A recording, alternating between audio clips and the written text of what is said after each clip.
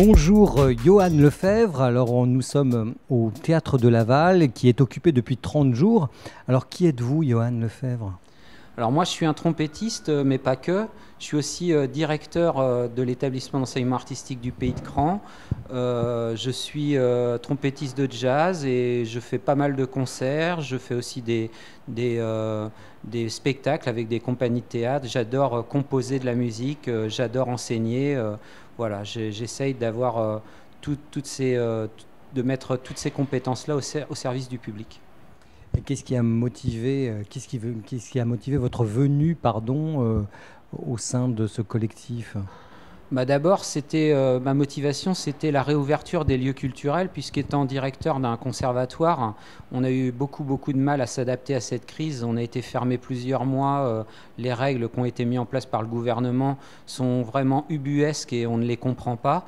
Et puis ensuite, ce collectif m'a permis de comprendre d'autres enjeux de la lutte, notamment la réforme de l'assurance chômage, qui, après l'avoir lu, est vraiment une mesure simplement économique, mais qui va mettre à terre la plupart des travailleurs artistiques en tout cas, mais pas que.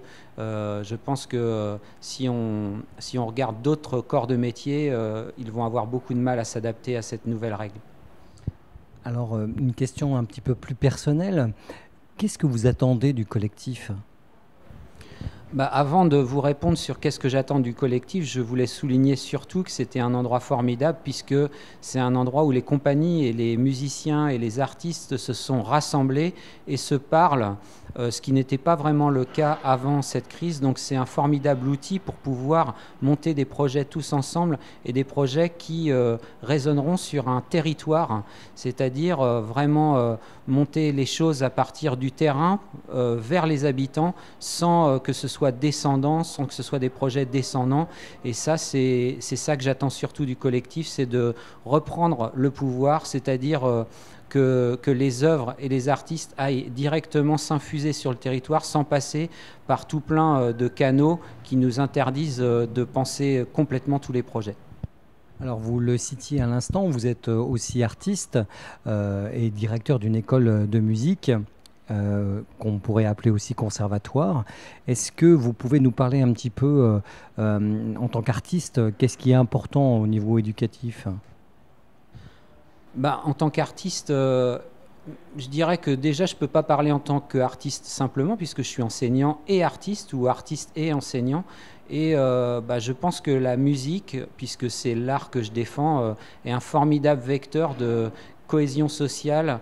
Faire jouer les gens ensemble, c'est vraiment quelque chose qui est très important et qui devrait être universel en France. Monter des projets dans les collèges, d'orchestres dans les collèges, monter des chorales, monter tout plein de projets qui soient faciles pour les gens d'y entrer. C'est vraiment presque un projet culturel de territoire qui pourrait faire monter un petit peu monter les populations vers la culture, c'est-à-dire que la culture, c'est un endroit, parfois c'est un gros mot pour certaines personnes, et d'aller vers le public par des projets collectifs, c'est vraiment là, je pense, qu'est la vérité.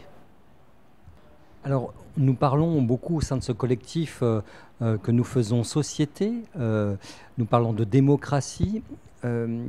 Qu'est-ce qui vous apprend ce collectif personnellement? Qu'est-ce qui l'a bousculé peut-être chez vous? Il n'y a pas grand-chose qui ont été bousculés chez moi. Par contre, j'ai été agréablement surpris de travailler pendant une vingtaine de jours et de me rendre compte que lorsque je grommelais dans mon coin en me disant ça on n'y arrive pas, ça on n'y arrive pas, ça on n'y arrive pas, et en pensant à ça tout seul, je me suis rendu compte que la plupart des gens qui sont aux assemblées de travail pensent exactement la même chose, et que finalement on vit tous les mêmes situations, et qu'en se mettant ensemble, eh ben, je pense qu'on peut réussir à peser sur les instances qui décident en tout cas.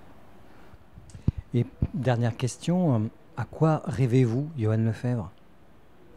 Moi, je rêve de mettre en place un terreau culturel qui soit vraiment la base d'une démocratie et qui permette aux gens de s'épanouir, de se rencontrer, d'aller vers les œuvres, d'aller vers les artistes, en fait, que la population prenne de la hauteur et prenne du bonheur en tout cas. Merci beaucoup. Merci.